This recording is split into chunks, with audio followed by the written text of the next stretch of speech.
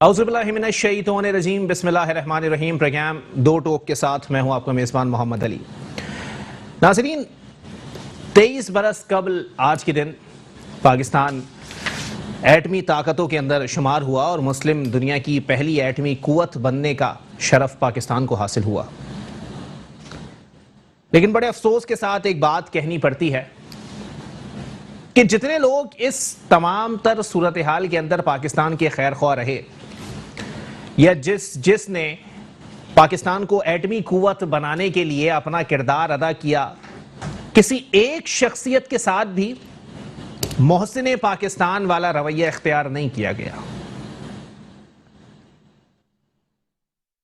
कुछ लोग सही मानों में कहेंगे कि जी आज पॉलिटिकल बात हो रही है, किसी का फेवर हो रहा है, लेकिन जो बात ग्राउंड रियलिटी पर मबनी है वो करना मेरी और मुझ समेत जितने सहाफ़ी हजरात इस वक्त मुख्तलिफ टीवी चैनल्स पर प्रोग्राम करते हैं उनकी जिम्मेदारी बनती है, उनकी पेशा वराना जिम्मेदारी बनती है कि वो उन हकाइक से पर्दा उठाएं कि जिनको सब जानते हुए भी उस पर बात नहीं कर सकते। अब तक इस बात का तयन नहीं हो सका था कि आया यौम तकबीर 23 साल कबल पाकिस्तान को एटमी ताकत बनाने के लिए सही मानों में किरदार किसका था, किसकी कोशिशें थी, किसका कारनामा था। तो जनाबे वाला क्लियर कर देते हैं। कुछ लोग कहते हैं भुट्टो साहब का कारनामा था, तो इस बात को एक्सेप्ट किया जा सकता है कि ये 23 बरस कबल जो हम एटमी ताकत बने हैं इसकी बुनियाद भुट्टो साहब ने डाली थी। और अगर मैं बात करूं मियां मोहम्मद नवाज शरीफ साहब की, तो उनके दौर में इस तमाम तर सूरत हाल के ऊपर इंप्लीमेंट हुआ, यह बात भी तस्लीम के काबिल है।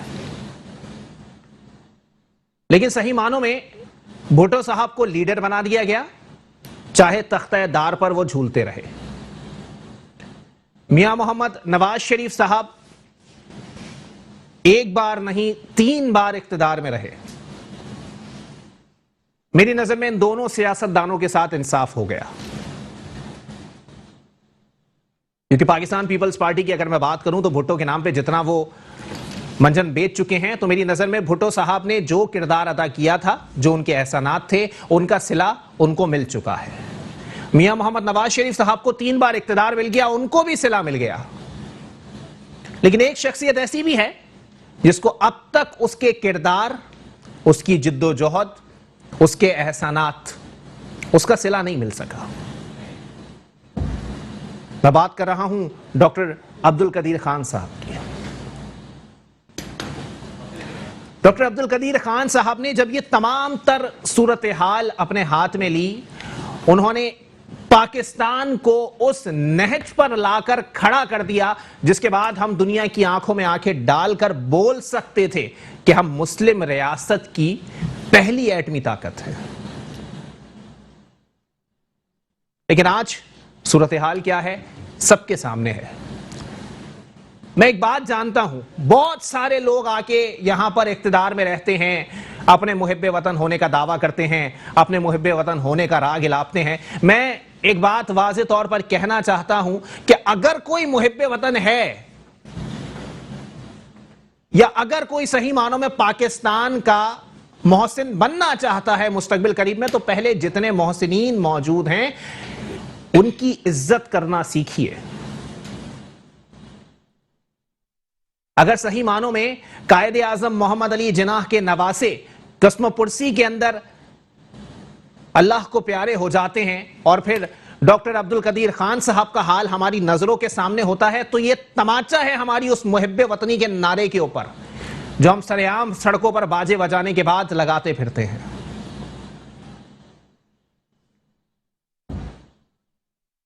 मौला अली के एक कॉल है कि यह मत देखो कि कौन कह रहा है, यह देखो कि क्या कह रहा है। तो इसलिए जितने लोग मुझसे इख्तिलाफ करते हैं, अक्सर सोशल मीडिया पर मुझे इस किस्म की सूरत हाल का सामना करना पड़ता है, तो जितने लोग मेरी बात इस वक्त सुन रहे हैं, वो लोग जो मुझसे इख्तिलाफ रखते हैं, वो भी ये देखिए कि मैं बोल क्या रहा हूं। मुझे एक वक्त के लिए साइड पर रख दीजिए। ये तमाम तर सूरत हाल का सामना उस मुहिब्बे वतन कौम को है जो 13 अगस्त को बाइक का साइलेंसर निकाल सकते हैं, लेकिन आज की तारीख में जितने मोहसिनीन ने पाकिस्तान, इस्लामी जमहूरिया पाकिस्तान को मुस्लिम दुनिया की पहली एटमी ताकत बनाया है, उन मोहसिनीन की शान में दो अल्फाज नहीं निकाल सकते। यह अलमिया है और ये उन तमाम लोगों के मुंह पे वो जन्नाटेदार तमाचा है जो लोग सही मानों में कहते हैं कि हम पाकिस्तान के खैर ख्वाह हैं और हम जैसा मुहिब्बे वतन ना पाकिस्तान की तारीख में आया और ना पाकिस्तान के मुस्तकबिल में दिखाई देगा।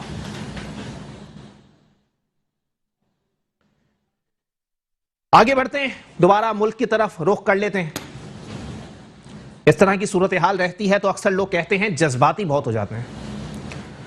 सूरत हाल क्या है? आज भी पीडीएम का एक इजलास हुआ है, नया मंजन तैयार है मुल्क के अंदर बिकने के लिए। तमाम हजरात एक जगह पर खड़े होकर मीडिया टॉक्स कर रहे हैं, प्रेस कॉन्फ्रेंसेस का सिलसिला जारी है। सिंध हुकूमत की अगर मैं बात करूं तो अब भी पाकिस्तान पीपल्स पार्टी नयाम से निकली हुई तलवार बनी हुई है। उन्होंने अपोजिशन वालों का साथ ना देने का ऐलान किया है और वही तमाम तर घिसे पिटे अल्फाज जो मुस्तकबिल करीब में वो दोबारा दोहराएंगे। मैं बता देता हूं कि जी पाकिस्तान पीपल्स पार्टी किसी एक सियासी जमात को भी जवाब दे नहीं है। जब पीडीएम का कयाम अमल में आया था तो सही मानों में तमाम लोगों की जानिब से एक मंशूर बना दिया गया था, कुछ नुकात उसके अंदर मौजूद थे, लेकिन बाद में कहा गया हर सियासी जमात का अपना मंशूर है, सब अपने अपने मंशूर के ऊपर काम कर रहे हैं। यह सूरत हाल अब भी देखने को मिलेगी। और अगर मैं कराची की बात करूं तो आज भी तवज्जो दिलाओ नोटिस सिंध असेंबली के अंदर पेश किया गया है कि नालों की सफाई अब तक नहीं हो सकी है, कि अगर कल को मानसून बारिशें शुरू हो जाती हैं तो कराची में दोबारा दरियाए शाहरा फैसल, दरियाए नाजमाबाद, दरियाए डिस्ट्रिक्ट सेंट्रल और उसमें तैरती हुई आवाम दिखाई देगी और सही मानों में उसके बाद एक लंबी खामोशी इख्तियार कर ली जाएगी, क्योंकि आवाम को कौन पूछ रहा है? आवाम का सिर्फ अंगूठा काम का है जिससे वो वोट डालते हैं, अदरवाइज आवाम किस काम की? इसी पर बात करेंगे। हमारे साथ सबसे पहले तशरीफ रखते हैं, जमात इस्लामी से आपका ताल्लुक है, इंजीनियर अब्दुल कय्यूम आमिर साहब, बहुत शुक्रिया इंजीनियर साहब, आपने अपना कीमती वक्त इनायत किया। मुस्लिम लीग नून से मुझे ज्वाइन किया है अब्दुल हबीब रोही साहब ने, बहुत शुक्रिया रोही भाई, आपने भी अपना कीमती वक्त इनायत किया। इंजीनियर साहब, गुफ्तगू का आगाज़ मैं आपसे करूँगा। सर पहले मैं चाहूँगा ज़रा यौम तकबीर पर मोहसिन पाकिस्तान जितने मौजूद हैं उन तमाम लोगों को आप खिराज तहसीन पेश करें, फिर मैं आगे बढ़ता हूँ। बिस्मिल्लाहिर्रहमानिर्रहीम। ना सिर्फ मोहसिनीन पाकिस्तान और वो तमाम हीरोज़ हमारे जो जिन्हें हम गुमनाम हीरो के नाम से पहचानते हैं, जिनका नाम शायद कि मीडिया पर या बहुत सारी जगहों पर तख्तियों की सूरत आवेज़ा नहीं होता, लेकिन उनकी पाकिस्तान की तरक्की के लिए और पाकिस्तान के इस्तेहकाम के लिए बेशुमार खिदमात मौजूद हैं। हम उन तमाम हीरोज़ को जो हमारे सामने मौजूद हैं और जो पसे पर्दा रहकर काम करते हैं वतन के लिए, हम उनको खिराज तहसीन पेश करते हैं। और आपका बहुत शुक्रिया कि आपने मुझे इस इशू पर दावत दी और आपकी गुफ्तगू में ये सारी बात सामने भी आई कि हमने अपने मोहसिनीन के साथ कोई अच्छा सलूक नहीं किया। और मैं एक कदम आगे बढ़ के बात करूँगा कि हमने तो अपने बानी पाकिस्तान के साथ भी शायद बहुत अच्छा सलूक नहीं किया, क्योंकि उनकी जो बीमारी और मौत है वो भी ताहाल मशकूक है जी। और ये अलमिया रहा है कि ये इस खुदादाद पाकिस्तान के अंदर जिन जिन लोगों ने इसकी खिदमत की है, इसको इस्तेहकाम बख्शने की कोशिश की है, इसके लिए अपने दिन रात एक करके अपनी जानों के नजराने पेश किए हैं, वो चंद लोग तो नुमायाँ हो जाते हैं, लेकिन बहुत सारे लोग ऐसे हैं कि जिनको नुमायाँ होने भी नहीं दिया जाता और फिर उनको जो नुमायाँ किया जाता है वो लेफ़्ट साइड पे कर दिया जाता है और उनको पाकिस्तान का हीरो बनाने के बजाय उनको एंटी पाकिस्तान या टेररिस्ट बना के पेश कर दिया जाता है। ये एक अलमिया रहा है कि इस पूरी मुल्क के खुदादाद में हम किसी भी तरीके से अपने मोहसिनीन के साथ इंसाफ नहीं कर सके और न सिर्फ मोहसिनीन के साथ बल्कि इस मुल्क को बनाने वालों के साथ भी हम इंसाफ नहीं कर सके। चलिए ठीक है, आगे बढ़ते हैं। अब्दुल हबीब रोही साहब मुस्लिम लीग नून से मेरे साथ मौजूद हैं, क्या कहेंगे अब्दुल हबीब रोही साहब? पहले मैं चाहूँगा यौम तकबीर के हवाले से दो अल्फाज। बिस्मिल्लाहिर्रहमानिर्रहीम। अली भाई शुक्रिया। सबसे पहले मैं आपके शुक्रगुजार हूँ और आपके चैनल के। आज 28 मई है और पाकिस्तान के वो लीडर मियां मोहम्मद नवाज शरीफ और आज के दिन एटमी धमाका किया और पाकिस्तान के जो दुश्मन पूरे दुनिया में हैं उनको एक मैसेज दिया कि अल्हम्दुलिल्लाह पाकिस्तान एटमी ताकत है और आज के बाद जो भी पाकिस्तान के खिलाफ बात करेगा तो उनको हम जवाब देंगे, ख़ास तौर पे हिंदुस्तान जो तकब्बुर में थे। और आज हिंदुस्तान के अंदर जो उनके दानिश्वर है, जो उनके लोग है, जो उनके साबिका एक चीफ जस्टिस का जो है ना बयान आया था कि आप पाकिस्तान को मजाक नहीं समझे, पाकिस्तान एटमी कुव्वत है, अगर आपने गलती किया तो ये ऐसा गलती होगा कि पूरा हिंदुस्तान जो है ना ये जो है ना गलती का जिम्मेदार मोदी को जो है ना ठहराएंगे। लीडर वो होता है जो मुल्क को मजबूत करता है और आवाम को जो है ना ताकतवर बनाता है। अल्हम्दुलिल्लाह मियां मोहम्मद नवाज शरीफ ने आज के दिन मुल्क को ताकतवर बनाया, ना अमेरिका का परवाह किया, ना हिंदुस्तान का परवाह किया कि उसने इस मसले के ऊपर कोई जो है ना किसी से जो है ना कंप्रोमाइज नहीं किया। बाकी आपने जो बात किया कि भुट्टो साहब ने जो है ना उसकी भी किरदार है, एटमी ताकत की बुनियाद उसने रखा जी। मियां साहब ने भी यही जो है ना सही अपने तकरीर में भी कहा था। जो मोहसिन पाकिस्तान है हमारे साइंसदान जो है ना अब्दुल कदीर खान साहब, उसकी भी बड़ा रोल है, सही, हम इससे भी इनकार नहीं कर सकते हैं। लेकिन लीडर वो होता है कि लीडर आवाम और मुल्क के भलाई के लिए काम करता है। सही। लीडर वो नहीं होता है कि वो जो यूटर्न ले ले। जी जी जी जी चले, मैं आज इसके ऊपर जो है आऊंगा, लेकिन मैं जरा गुफ्तगू का सिलसिले को मैं थोड़ा सा आगे बढ़ा लूं। जरा इंजीनियर साहब क्या फरमाएंगे सर, पानी के मसले पर डॉक्टर फहमीदा मिर्जा भी आज जाग गई हैं बिलाखिर। दूसरी जानिब कराची के मसाइल पर आज आपकी सबसे पसंदीदा जमात है वैसे आजकल, एमकेएम पाकिस्तान वालों ने जो है वो तवज्जो दिलाओ नोटिस दिलाया है कि जी नालों की सफाई अब तक नहीं हुई है। क्या लग रहा है सर, अगर आगे दोबारा मानसून की बारिशें होती हैं तो दोबारा तैरते हुए दिखाई देंगे और आप और मैं? बिल्कुल, इसमें तो कोई दो राय मौजूद नहीं है कि इंफ्रास्ट्रक्चर तबाहशुदा इंफ्रास्ट्रक्चर है। अभी रास्ते में आते हुए ही मुझे जो ना नीपा वाले पुल के नीचे से जो अलादीन की तरफ जाते हैं, जी जी बिल्कुल दरिया वाला मंजर मौजूद है अभी से, और उसके अतराफ की गलियों के अंदर भी पानी खड़ा हुआ है। और पानी का मसला तो इतना बड़ा है कि टैंकर के अंदर तो आपको जितना पानी चाहिए वो मिल जाएगा, लेकिन आपके घर के पानी के कनेक्शन के अंदर, लाइन के अंदर पानी नहीं आएगा। ये कराची के मसाइल हैं। और कराची में आपको वाफिर मिकदार में टैंकर माफिया के जरिए पानी जितना चाहिए आपको मिलेगा, लेकिन वही पानी लाइन के अंदर आपको नहीं मिलेगा। गैर कानूनी हाइड्रेंट्स चल रहे हैं और ये इन्हीं बरसर इक़्तिदार पार्टियों के फ्रंट मैन हैं जो इन हाइड्रेंट्स को चला रहे हैं, और ये पूरा नेटवर्क जो चल रहा है टैंकर माफिया का, इन्हीं लोगों के ज़ेर सरपरस्ती चल रहा है ना। अगर सिंध की रूलिंग पार्टी इस बात का मतलब ईमान के साथ अल्लाह को हाजिर नाजिर जानते हुए इस बात को ठान ले कि यार हमने आवाम को पहुंचाना, मैं पहले भी बात कर चुका हूँ कि पब्लिक बेनिफिट के अंदर किसी किस्म की कोई पॉलिसी, कोई एक्शन, कोई रिएक्शन, कोई इम्प्लीमेंटेशन नहीं होता। सिर्फ और सिर्फ इस मुद्दे को मद्देनजर रखा जाता है कि किस तरीके से आवाम को तंग किया जाए।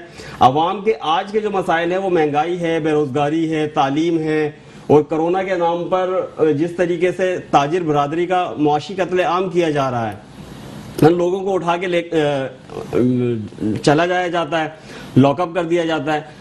अरे भाई, आप कहते हैं कि 6-6 फीट का फासला रखें, 3-3 फीट का फासला रखें, एसओपीज को इम्प्लीमेंट करें। मुझे ये बताएं कि जो लोग लॉकअप में जाके, जिनको बंद किया जाता है, जिन ताजिरों को आप जाके लॉकअप में बंद करते हो और उनसे फिर 20-20 हज़ार रुपए लेके, लाख रुपए लेके उनको छोड़ते हो, क्या कोरोना थाने के लॉकअप में नहीं आता? क्या असिस्टेंट कमिश्नर के दफ्तर के अंदर कोरोना नहीं आता? वहां तो रात को 11 बजे तक भी जो ना महफिलें चल रही होती हैं और लेन देन चल रहा होता है। कितने सारे केसेस कराची के अंदर ऐसे हैं कि मतलब इस वक्त कराची के अंदर मैं ये समझता हूं कि सिंध गवर्नमेंट के जो आलाकार हैं उनकी करतूतों की वजह से ये मामला हो गया कि चरस, हेरोइन और मंशियात बेचना आसान है, उसको कोई बंद करवाने वाला नहीं है, लेकिन एक ताजिर को तिजारत करना, अपना रोजगार कमाना, अपने बच्चों के लिए रिज़्क़ हलाल कमाना वो इंतहाई मुश्किल हो गया है। एक पुलिस मोबाइल आती है और सायरन बजाते हुए और धड़ाधड़ शटर बंद होते हैं और जो उनके हत्थे चढ़ता है उसको मोबाइल में डालते हैं और थाने में लेकर जाते हैं। बिल्कुल बिल्कुल इंजीनियर साहब, आपको पॉइंट आ गया। एक ब्रेक की तरफ मुझे जाना है, ब्रेक के बाद प्रोग्राम को यहीं से कंटिन्यू करेंगे। वेलकम बैक नाज़रीन, प्रोग्राम के सिलसिले को आगे बढ़ाएंगे। अब्दुल नबी ब्रोही साहब मुस्लिम लीग नून से मेरे साथ मौजूद हैं। सर, बावजूद होकर एक इंतहाई नफीस शख्सियत का एक स्टेटमेंट आपके सामने पढ़ रहा हूं कि शहबाज गिल साहब फरमाते हैं एक बात वाज़ेह हो गई है कि नून से शीन निकल चुकी है। दूसरी जानिब शहबाज शरीफ साहब फरमा रहे हैं कि मरियम नवाज को सियासी ग्रूमिंग की जरूरत है। क्या कहेंगे सर? मुझे तो लग रहा है कि शीन निकल आया है। मेरे भाई,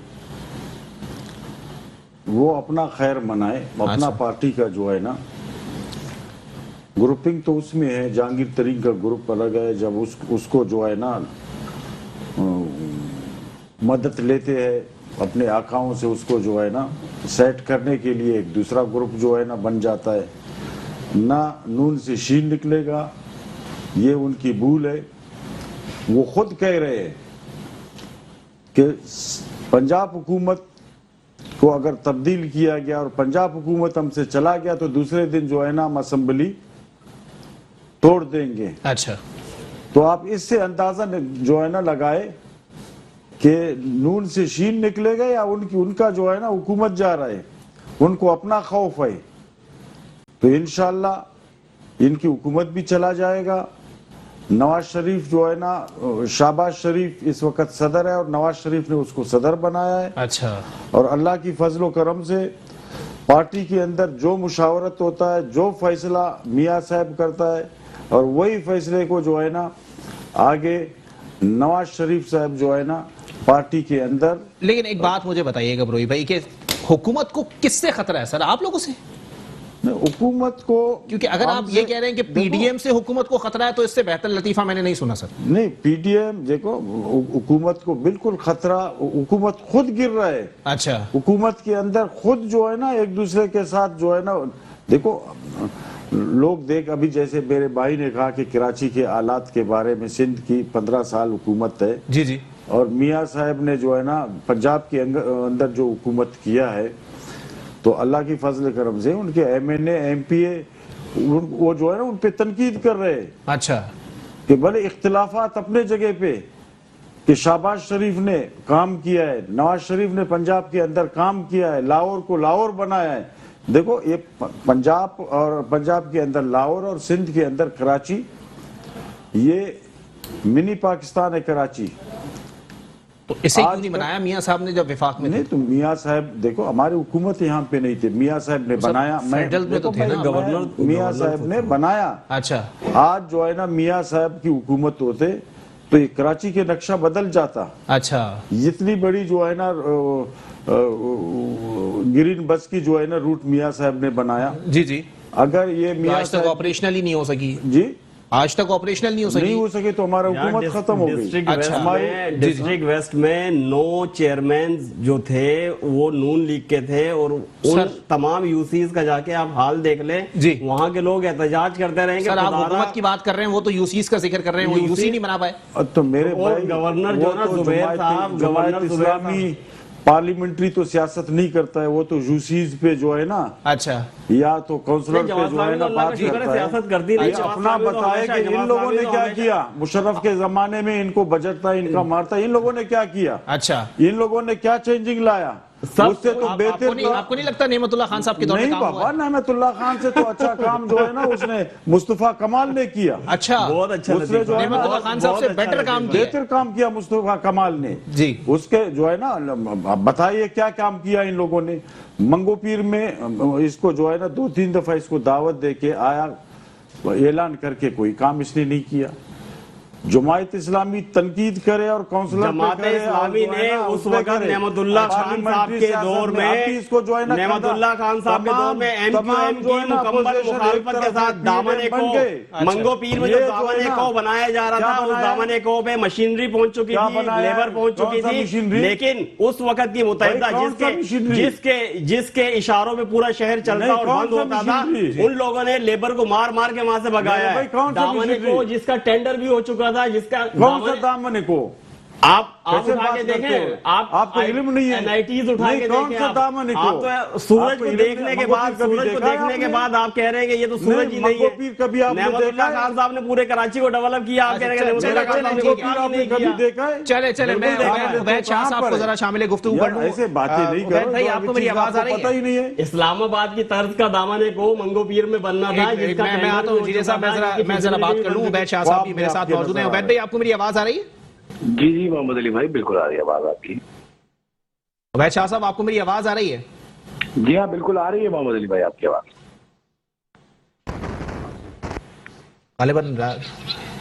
उबैद शाह साहब, जरा बताइएगा सर, पीडीएम के हवाले से भी बात हो रही है, क्योंकि सही मानों में आज भी एक इजलास हुआ है। दूसरी बात, पीपल्स पार्टी जो है वो काफी रूटने और मनाने में लगे हुए हैं। क्या कहेंगे सर, क्योंकि मुल्क की सियासत पे अब लोगों का जो इंटरेस्ट है वो कम होता जा रहा है?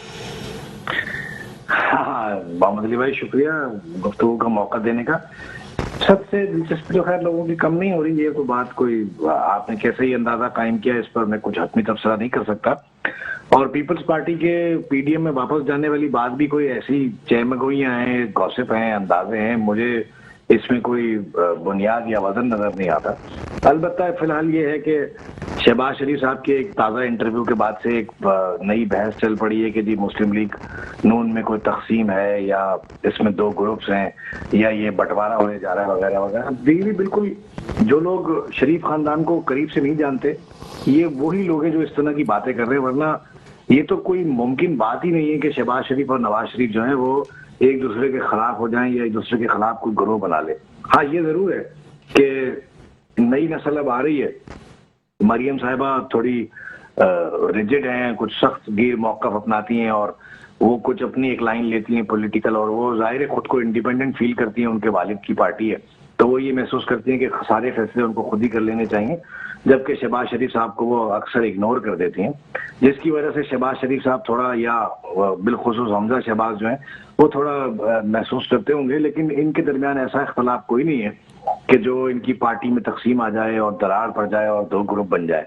अब एक बात तो ये सारी है, पीडीएम की हद तक जहां तक आप बात कर रहे हैं, पीडीएम का कोई मुस्तकबिल नहीं है। पीडीएम में तो समझे जूतों में दाल बटने वाली बात है। पीडीएम को तो कुछ नहीं होना। पीडीएम शुरू से ही इसमें पीडीएम में कोई जान नहीं थी और इनके जो मफादात जो थे वो जाहिर अलग-अलग थे। पीपल्स पार्टी का मफाद सिंध से वाबस्ता था, नून लीग का मफाद जो है वो बुनियादी तौर पर अपनी क़यादत के लिए रिलीफ लेने से वाबस्ता था। तो ये तो कोई इनके ऐसे कॉमन, पीटीआई वालों के लिए अच्छी खबर हो गई ना कि मतलब किसी चीज से उनको खतरा ही नहीं है, क्योंकि जब ऑपोजिशन ही जाती मफादात पर मबनी है तो फिर पाकिस्तान तहरीक इंसाफ की हुकूमत को तो कोई गिराने के लायक ही नहीं है। हाँ, आपने बहुत अच्छी बात की। आप शेख रशीद साहब के बयान से रिजू करें जो उन्होंने कल कहा कि इमरान खान तुन के 5 साल हुकूमत करेगा, तो वो बात सही है कि वो तुन के ही करेगा, क्योंकि उसको कोई संजीदा खतरा किसी किस्म का ऑपोजिशन से तो कम से कम नहीं है जी। लेकिन अभी जो बुरोही साहब बात कर रहे थे वो शायद ठीक तरह कह नहीं पाए, मैंने कुछ हिस्सा उसका सुना। वो बात ये है कि पीटीआई के अंदर जो ग्रुप्स हैं और भांत भांत की बोलियां हैं, ये भी कुछ मसाइल हैं। तर्जुमानों की पूरी एक फौज है, दर्जन तो तर्जुमान है। तो पीटीआई जो है वो जाहिर है कि उसे अंदरूनी तौर पर जहांगीर तरीन एक बड़ा उसके लिए मसला है। अगर वो अभी तक तो वो गर्दान उनकी यही है कि हम पीटीआई के अंदर हैं, पीटीआई का हिस्सा हैं और पीटीआई के साथ हैं वगैरह वगैरह। लेकिन किसी भी मरहले अगर ये कोई रिजेंटमेंट हुई या कोई बात हुई तो जाहिर है आप जानते हैं कि बहुत ही कमजोर हुकूमत है पीटीआई की। उनके जो नंबर गेम है उसमें वो काफी वीक हैं और वो ऑर्डिनेंसेस लाते हैं और जिस तरह जैसे तैसे करके अपना सारा मामला चलाते हैं। इतने कोई अच्छी पोजीशन में वो नहीं है कि वो एक मजबूत हुकूमत कहलाई जा सके। बहरहाल ये है कि फिलहाल कोई अपोजिशन की जानिब से उनको कोई खतरा नहीं आता। एक बात यहाँ पर थोड़ी सी ताज्जुब की मुझे मालूम होती है कि जो प्राइम मिनिस्टर हजारा बरादरी के उन लोगों से जो है वो ब्लैकमेल नहीं हुआ जो सर्दी में अपने प्यारों की लाशें लेके बैठे हुए थे, वो राजा रियाज साहब से ब्लैकमेल हो गया और जहांगीर तरीन साहब से ब्लैकमेल हो गया। बात कुछ समझ में नहीं आती सर। हाँ, आपको देखे ना, इसको समझने के लिए ज्यादा कोई रॉकेट साइंस नहीं चाहिए, ना कोई लंबी सियासी सूझबूझ चाहिए। सीधी सी बात है कि हजारा बिरादरी के लोग जो थे वो असेंबली को हिला जुला नहीं सकते थे, हुकूमत को गिरा नहीं सकते थे जी। वो एक हुकूमत के लिए बदनामी क्रिएट कर सकते थे, हुकूमत का तासुर बिगाड़ सकते थे, आवाम में उसे डीपॉपुलाइज कर सकते थे, मगर हुकूमत बराह रास्त गिरा नहीं सकते थे। लेकिन जहांगीर तरीन का ग्रुप तो बराह रास्त हुकूमत गिरा सकता है, इसमें कोई शक ही नहीं है कि अगर वो इधर से उधर हो जाए और डिटरमिनेंट हो जाए और कोई उनकी पुष्टपनाही करे और उनके अज़ाइम तब्दील हो जाए, जो मसलहत उन्होंने फिलहाल इख्तियार की हुई है उससे वो हट जाए, तो वो हुकूमत गिरा सकते हैं। तो उनसे तो ब्लैकमेल होना बनता है। अच्छा, इमरान तो खान मतलब साहब सही मानों में खान साहब की नजर में बड़ा ब्लैकमेलर कौन होगा सर? हाँ, खान साहब की नजर में कौन होगा ये तो खान साहब ज्यादा बेहतर बताएंगे, लेकिन मैं ये समझता हूँ कि खान साहब की जो ये बार बार रट है कि एनओरे नहीं दूंगा या कोई कॉम्प्रोमाइज नहीं करूंगा वगैरह वगैरह, ये ज्यादा वजन इस बात में तब होता जब उनकी परफॉर्मेंस गैर मामूली होती और उनकी नंबर गेम बहुत अच्छे होते। फिलहाल तो ये कि वो अंदरूनी खाना कॉम्प्रोमाइजेस करते हैं, जो हम भी देखते हैं और बाकी दुनिया भी देखती है। चलें, ठीक है, मेरे साथ उबैद भाई मौजूद रहिएगा। क्या कहेंगे इंजीनियर साहब? अब्दुल कय्यूम आमिर साहब जमात इस्लामी से मेरे साथ मौजूद है। सर, कौन से दामनी क्यों की बात कर रहे थे? शायद ब्रोई साहब की नॉलेज में नहीं है, मैं चाहूंगा क्लियर कर दें। इस्लामाबाद में जिस तर्ज का दामने को पार्क बना हुआ है, इसी तर्ज का पार्क मंगो पीर की पहाड़ियों पर बनना था, जिसकी फिजिबिलिटी और जिसके टेंडर वगैरह हो चुके थे। और उस वक्त की जो पावरफुल माफिया थी, जिसे हम स्ट्रीट क्रिमिनल्स भी कह सकते थे, जिसको मतलब बज़ाहिर तो वो एक सियासी पार्टी थी एमक्यूएम जी जी, तो एमक्यूएम के दहशत गर्दों ने या एमक्यूएम के बदमाशों ने वहां पे उस प्रोजेक्ट को एग्जीक्यूट नहीं होने दिया। अच्छा, ताकि नेमतुल्लाह खान साहब को के क्रेडिट में एक और चीज का इजाफा ना हो जाए। बरोई साहब मेरे उम्र में भी मुझसे बड़े हैं, यकीनन सियासी बसीरत भी इनकी बहुत ज्यादा होगी, लेकिन चराग को देख के चराग को तस्लीम करना चाहिए और सूरज को देख के उसको सूरज तस्लीम करना चाहिए। ये तो चश्मे फलक ने देखा है कि कराची जिस तबाहशुदा सूरत हाल के अंदर नेमतुल्लाह खान साहब के हवाले किया गया था। अच्छा। तो नेमतुल्लाह खान साहब जिस वक्त जा रहे थे तो उस वक्त वो बहुत ज्यादा डेवलप हो चुका था और बहुत सारे प्रोजेक्ट्स ऐसे थे जो कंटिन्यू थे। अच्छा। जिनको खुद मुस्तफा कमाल साहब ने खुद एडमिट किया कि मैंने नेमतुल्लाह खान साहब के प्रोजेक्ट्स को कंप्लीट किया। बात आपकी देखिए, दो बातें हो गई ना। ये एक दफा आप कह रहे हैं कि दामने को जो है वो एमकेएम के बदमाशों में नहीं बनने दिया। एक एमकेएम का बदमाश मेयर बन के आ गया, उसने आपके मंसूबे इंप्लीमेंट करवा दिए और इस बात को एक्सेप्ट भी किया कि जी ये मंसूबे उनके थे, एग्जीक्यूट मैंने किए हैं। सियासी हठधर्मी, मैं इसको क्या समझूं सर? सियासी हठधर्मी बुग़्ज़ एमकेएम है ना सर ये तो? फिर नहीं, बुग़्ज़ एमकेएम नहीं है। आप तारीफ उठा के देखें ना, इस शहर के लिए लाशें किसकी गिरी हैं? हमारी गिरी हैं। तालीमी इदारों के अंदर खून किनका बहा है? इस्लामी जमीयत तलबा का हमारा खून बहा है। अच्छा, मेरे साथ के कितने लोग ऐसे हैं जो किसका खून नहीं बहा, ये बता दें आप मुझे। एमक्यूएम का जो खून बहा है, जिसको आप कहने की कोशिश कर रहे हैं, क्या नून लीग के लोग नहीं मारे गए?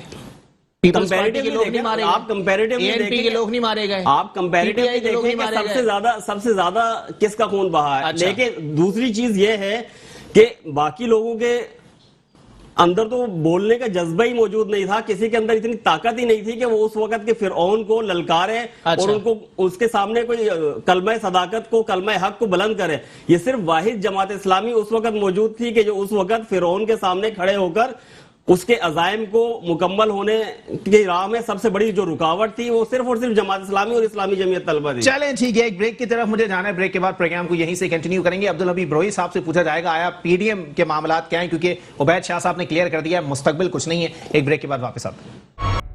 वेलकम एक नाज़रीन, प्रोग्राम के सिलसिले को आगे बढ़ाएंगे। अब्दुल हबीब ब्रोई साहब मुस्लिम लीग नून से मेरे साथ मौजूद हैं। ब्रोई भाई, क्या कहना पसंद करेंगे सर? पीडीएम का तो मुस्तकबिल ही नहीं है सर, टाइम जाया कर रहे हैं अपना भी, आवाम का भी, मीडिया का भी।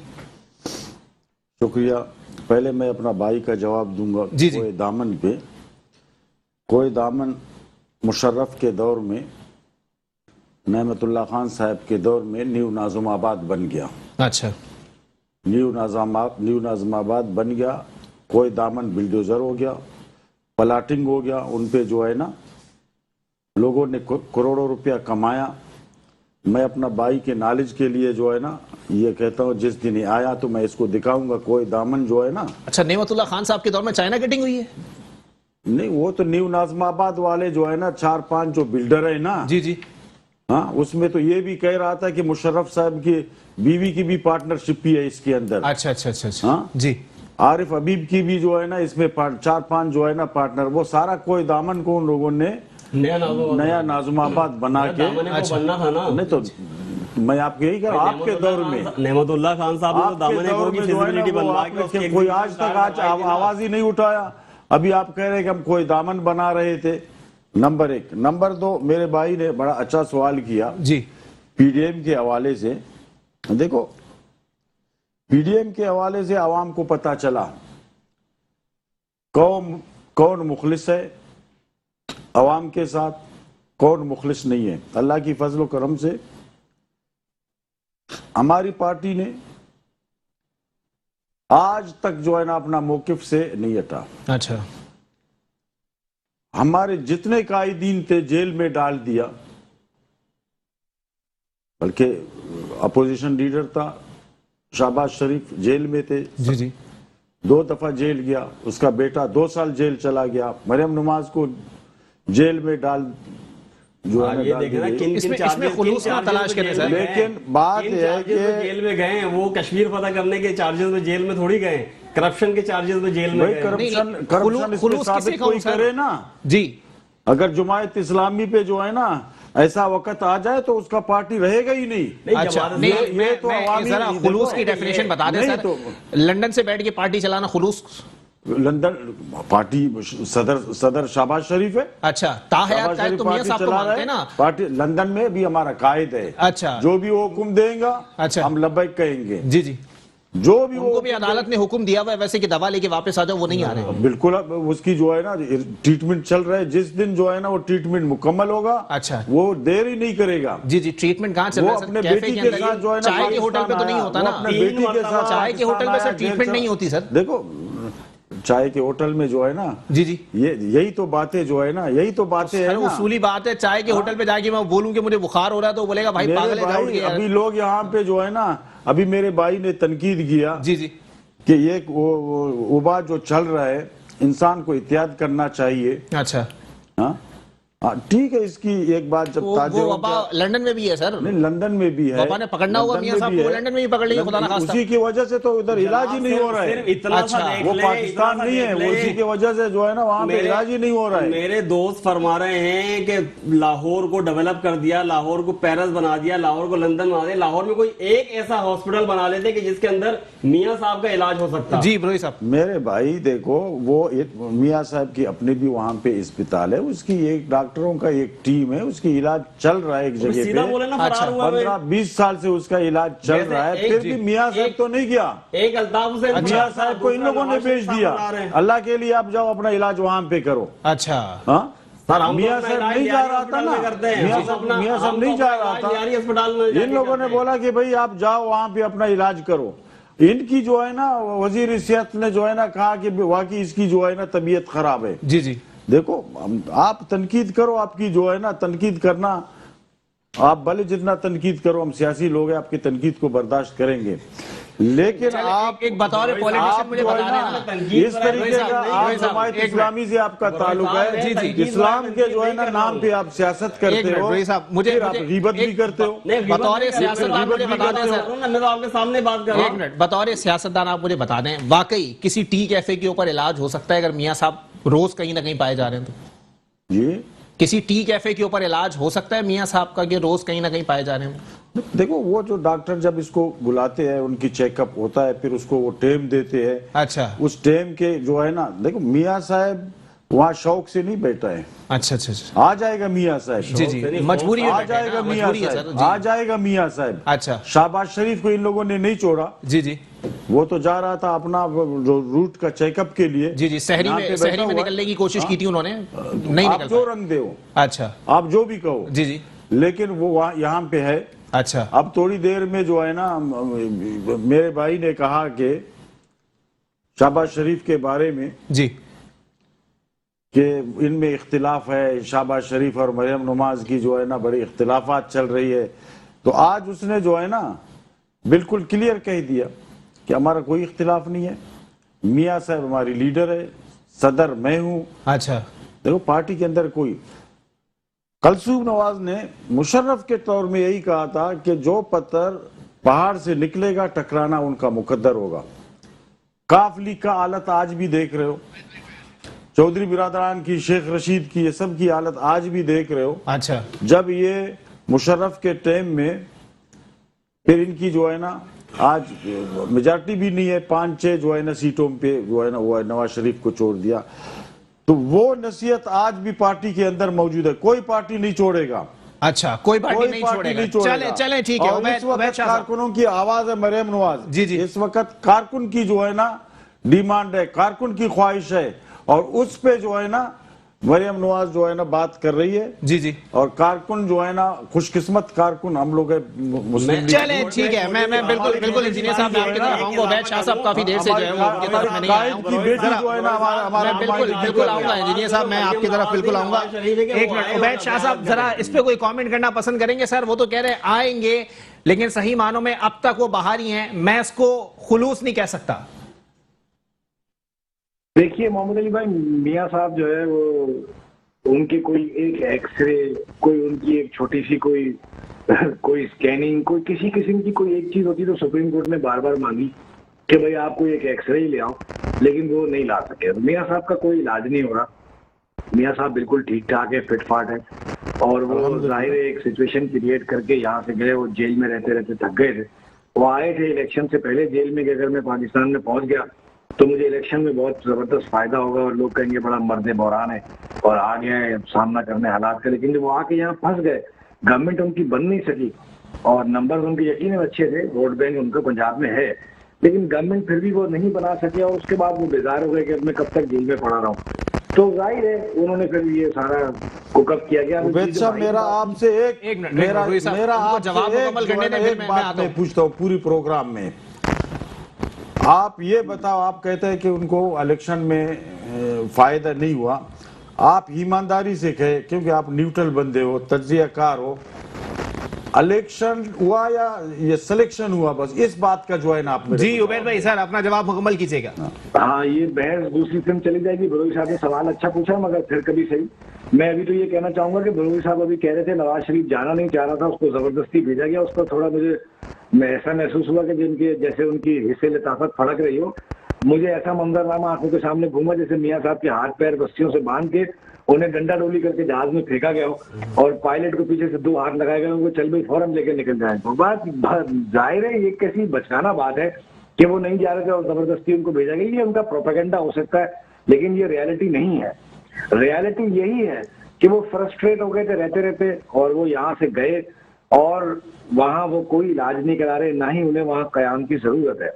और अगर वो किसी किस्म की डील के लिए राजी ना होते, या उनमें कोई लचक ना होती, या उनके मौकफ में कोई सख्ती होती, जैसे कि तासुब दिया जाता है कि मियां साहब अपने मौकफ में बहुत सख्त हैं और शहबाज शरीफ बहुत कॉम्प्रोमाइजिंग है, ये तासुब दिया जाता है। ये दोनों भाई जाहिर है अपनी अंडरस्टैंडिंग से मौकफ देते हैं, ऐसा इंप्रेशन देते हैं। वरना अगर ऐसी लचक होती तो मियां साहब जेल काटना तरजीह देते, 5 साल गुजार लेते जेल में, फिर दोबारा इलेक्शन में जाते और देखते कि क्या होता है। इसके कारण ये तो अभी मौजूद बहस नहीं है कि क्या हो सकता था और क्या नहीं हुआ, मुस्तकबिल का नक्शा क्या हो सकता था और क्या रह गया। फिलहाल तो बात यह है कि जो पीडीएम है या ऑपोजिशन है, इसमें कोई मौलाना फजलुर रहमान भी मायूस हुए हैं, उनके भी गुब्बारे से हवा निकल गई है, और इस पे कोई अभी अपोजिशन के इत्तेहाद में ऐसा कोई खतरा नजर नहीं आता कि इसकी कोई लहरें बड़ी उठेंगी और इमरान खान की हुकूमत को कोई खतरा होगा। मेरा ये ख्याल है कि राजी अभी चैन ही चैन लिखता है, सियासी उफक पे बिल्कुल इत्मीनान है, और अगर कुछ अच्छी खबरें आई इमरान खान की परफॉर्मेंस की तो शायद उनके लिए अगले मैदान भी जो है वो तैयार हो जाएं कि वो बेहतर जो है वो नंबर ले सके असेंबली। मेरा सवाल का अच्छा, लेकिन उबैद भाई एक सवाल यहाँ पर ये भी बनता है सर, अगर दोनों का तर्ज सियासत मवाजना कर लिया जाए, ऑपोजिशन की किसी एक नुमाइंदे को भी उठा लें और प्रेसिडेंट मौजूदा प्राइम मिनिस्टर जो हैं इमरान खान साहब, उनके तर्ज सियासत को भी देख लिया जाए, जिद्दोजहद दोनों की चल रही है, लेकिन सही मानों में नताइज कुछ हासिल नहीं हो रहे, मुत्तफिक हैं इस बात से? नहीं, मैं इससे थोड़ा मुत्तफिक नहीं हूँ। मैं एक तो देखे ना, मैं अगर ये कहा जाए कि मियां नवाज शरीफ ने पाकिस्तान की कोई खिदमत नहीं की या नून लीग के दौर में पाकिस्तान का कुछ अच्छा नहीं हुआ, तो ये बिल्कुल गलत बात होगी जी। तो ईमानदारी की बात यह कि नवाज शरीफ जब आए थे इक़्तिदार में तो बहुत जबरदस्त बिजली का बहरान था, बहुत ही शदीद था, जो अब काफी कम हो चुका है। इसके अलावा और भी डेवलपमेंट वर्क हैं जो नवाज शरीफ साहब ने किए। अभी इमरान खान साहब ने कराची में, इस्लामाबाद में बैठ के कराची के 1100 मेगावाट के न्यूक्लियर पावर प्लांट का इफ्तिताह किया, वो भी नवाज शरीफ साहब ने शुरू किया था। 2 डैम नवाज शरीफ साहब ने पैसे रखे थे और जमीनें खरीदी थी और शुरू करवाए थे। इसमें कोई शक नहीं है कि आप ये नहीं कह सकते कि नवाज शरीफ ने मुल्क का कोई भला नहीं किया या उनके दौर में कोई अच्छा काम नहीं हुआ। हाँ, ये जरूर कह सकते हैं कि उनके असासे और उनकी आमदनी में कोई मुताबिकत नहीं है। वो टैक्स पेयर इतने बहुत ही कम टैक्स देते हैं, असासे उनके बहुत ज्यादा हैं और उनके मामला ट्रांसपेरेंट नहीं है फाइनेंशियली। ये ठीक है, ये सारी ये मिला जुली सी बातें हैं। रह गया इमरान खान का जो मोरल कैपिटल है वही उनकी असल प्रॉपर्टी है। इमरान खान पे असल बात यही है कि इमरान खान की अहलियत पर सवाल उठ सकता है, उनकी कारकर्दगी पर सवाल उठ सकता है, मगर कोई ये नहीं कह सकता कि इमरान खान फाइनेंशियली करप्ट हैं, वो पैसे पकड़ते हैं या कोई किकबैक लेते हैं या कोई कमीशन लेते हैं। तो ये उनका जो मोरल कैपिटल है वो उनको सब पर सबकत दिलाता है। नहीं सर, कोई ये नहीं कह सकता कि खान साहब खुद पैसे पकड़ते हैं, लेकिन कोई ये तो कह सकता है ना कि खान साहब के नीचे काबीना में जो लोग मौजूद हैं वो तो पकड़ते हैं सर। देखें, ये तो अब ये बात ये है कि इमरान खान साहब ने समझौता किया, इमरान खान साहब झुके और हुकूमत बनाने के लिए उनके जो भी उनकी गॉडफादर्स थे, एडवाइजर्स थे, सपोर्टर्स थे, फैसिलिटेटर्स थे, उन्होंने उन्हें ये कन्विंस किया कि आपको इन लोगों को साथ मिलाना पड़ेगा वरना आप हुकूमत नहीं बना पाएंगे। तो अस्पताल के लिए मियां साहब ने उसको 50 करोड़ दिया, ये भी बात तो करो। वो उस बात पे भी वो भी बात करो, खैरात लेने में माहिर है ना। जी उबैद साहब। हाँ, तो ये जो इनके जो इमरान खान साहब जो है ना, पहले कहते थे कि मुझे इलेक्टेबल्स की जरूरत नहीं और ना मैं इलेक्टेबल्स को मानता हूँ। अगर वो इसी बात पे कायम रहते तो शायद उनकी हुकूमत जो है ज्यादा मजबूत होती और बेहतर कारकर्दगी दिखा पाती। लेकिन उन्होंने इलेक्शन से पहले एक माहौल बन गया था, मौसम शराब पकड़ के उनके पास लोगों को ले जा रहा था। तो वो जो हुकूमत उन्होंने बनाई जाएगा वो मिली जुली सरकार है, चाहे आप उसे पीटीआई की गवर्नमेंट कहें, मगर वो पीटीआई गवर्नमेंट नहीं है, एक्चुअली कॉलिशन गवर्नमेंट है। उसमें बात के हर तरह के लोग हैं जिनका सारा मार्जिन कोई पीपल्स पार्टी में रहा है, कोई नून लीग में रहा है, कोई काफ लीग में रहा है, कोई मुशर्रफ के साथ ऑल पाकिस्तान मुस्लिम लीग में रहा है, फिर शेख रशीद जैसे लोग एक सिंगल पार्टी वाले वो भी उनके साथ है। तो ये सब मिला जुला के उन्होंने सरकार बनाई है। वो कितना उनको कॉम्प्रोमाइज तो करना पड़ता है ना, वो कितना रेजिस्ट कर सकते हैं इस बात को और कितने लोगों को 7 नंबर गेम लेके पूरा कर सकते हैं कि वो उन सारे लोगों को छांट दे, मुमकिन ही नहीं। हाँ, ये जरूर है कि वो अभी देखें उन्होंने जुल्फी बुखारी को फोर्स किया कि वो रिजाइन करे। इमरान खान के सामने जब भी कोई बात ऐसी आती है, हमारा तासुर यही है कि जब उनको बताया जाता है कि यहाँ खेल हो रहा है, यहाँ करप्शन हो रही है, यहाँ पैसा बन रहा है, तो इमरान खान साहब आंखें माथे पर रख लेते हैं। वो ये नहीं देखते कि मेरा बंदा है, बाहर का बंदा है, दोस्त है, करीबी है, दूर का है। ये एक अच्छी बात है, ये उनका मोरल कैपिटल इंक्रीज करती है ये बात। चलें, ठीक है, बहुत शुक्रिया। सीनियर तज्जियाकार उबैद शाह साहब मेरे साथ मौजूद थे। ब्रोई साहब, सर बात वहीं आ गई, वो भी इनडायरेक्टली एक बात कह गए कि अगर खाता है तो लगाता भी है। यही आपकी पार्टी का हमेशा मौक़िफ़ रहा है सर, बेहतर होता कि लगा ही देता, खाता नहीं। देखो मेरे भाई, यहाँ पे मैं पहले भी एक प्रोग्राम में आपसे कहा था कि यहाँ पे लोग जब आए कि उन लोगों ने एक छोटे से काम से शुरू किया, 20-20 पेट्रोल पंपे लगाया। नवाज शरीफ के 1970 से पहले के जो है ना, पाकिस्तान बनने के पहले के भी जो है ना उनका बिजनेस था, कारोबार था। ये कारोबारी आदमी को जो है ना आप इस तरीके से डिग्रेड करो कि उसने खाया है तो फिर जो है ना लगाएगा।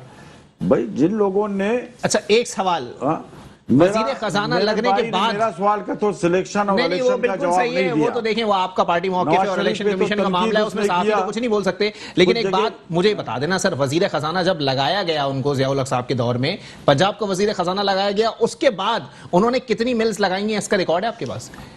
मेरे पास तो इसकी रिकॉर्ड नहीं है, आपके पास है तो आज नहीं, मेरे पास नहीं है। जब फवाद चौधरी साहब ऑल पाकिस्तान मुस्लिम लीग में थे, उन्होंने जारी किया था। मैं आपकी नॉलेज में इजाफा कर दूंगा, वो किताब जब मैं लेके बैठूंगा जी। फाउंड्री का मालिक था। कोई मनसब मिलने से पहले और मनसब मिलने के बाद एस्केलेशन ऑफ स्टेटस जो होता है, उससे जो ना करप्शन वाजे हो जाती है कि एक फर्द पहले जो था वो शायद एक नॉर्मल सी घर में और नॉर्मल सी गाड़ी में घूमता था और उसके बाद फिर वो किन गाड़ियों में और किन चले, ठीक है, बहुत शुक्रिया इंजीनियर अब्दुल करीम आमिर साहब। आखिरी बात टाइम खत्म हो गया मेरे पास जी। मुशर्रफ ने 4 आने का करप्शन साबित नहीं किया। चलें, ठीक है, इस पे कभी मैं टॉपिक रखूंगा। बहुत शुक्रिया अब्दुल हबीब रोई साहब मुस्लिम लीग नून से मेरे साथ मौजूद थे, इंजीनियर अब्दुल करीम आमिर साहब जमात इस्लामी से, और उबैद शाह साहब सीनियर तज्जियाकार मेरे साथ मौजूद थे। आप तीनों मेहमानान का बहुत बहुत शुक्रिया। आगे आने वाले वक्तों में सूरत हाल मजीद क्लियर हो जाएगी। एक बात सब मानते हैं, हुकूमत को अब तक कोई खतरा नहीं है, किसी से भी नहीं है, क्योंकि इस बार ऑपोजिशन स्ट्रांग नहीं है। कराची के मामलात अगर आगे कुछ दिनों के अंदर नासिर शाह साहब को होश नहीं आया तो उसके बाद दोबारा दरियाए शारा फैसल भी दिखेगा और सही मानों में कराची एक बार फिर डूबता हुआ दिखाई देगा, क्योंकि बारिशों का मौसम आने वाला है। इसी के साथ अपने मेजबान मोहम्मद अली को दीजिए इजाजत। अल्लाह हाफिज।